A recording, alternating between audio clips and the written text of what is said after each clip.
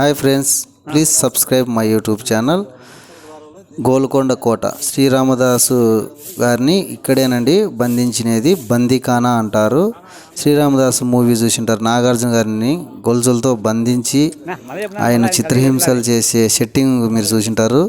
Same సినిమాలో ఎలాగా చూపించారో అలాగే సేమ్, ఎంత బందీగా అంటే అంత పక్కడ్బందీగా ఉందండి దీన్ని.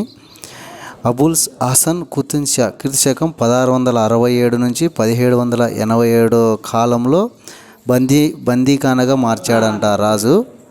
అంతకుముందు వచ్చేసి సామాన్లు భద్రపరచడం కోసం దీన్ని ఉపయోగించేవారంట.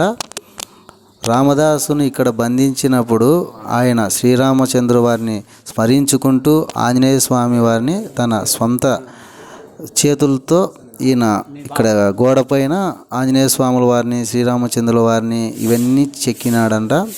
శిల్పాలను ఆయన సొంతంగా మొలిచినాడు. మీరు ఒక లైక్ చేయండి, please subscribe my YouTube channel. చూడండి ఎంత ఇప్పటికీ చెక్కు చెదరుకోకుండా ఉంది ఈ బందీఖానా. ఇక్కడ కనిపిస్తున్న ఈ పైన కనిపిస్తున్న ఈ హోల్స్లో నుంచే ఇక్కడ ఈయనకు రామదాసు గారికి భోజనం అవి ఇస్తున్నారంట, ఆహారం అందిస్తున్నారంట. మీరు వెళ్ళినప్పుడు ఖచ్చితంగా దీన్ని మర్చిపోకండి. ఇక్కడ కనిపిస్తున్న ఈ హోల్లో నుంచి ఒకసారి కిందికి వెళ్ళి మొత్తం చూసాము. ఇదేనండి శ్రీరామదాసు మూవీలో సెట్టింగ్లో చూసినాం మనము. రియల్గా మీరు గోల్కొండకు వెళ్ళినప్పుడు చూడొచ్చు. ఇక్కడ పైన ఇది వచ్చేసి టాప్ పైన ఇలా ఉంటుంది.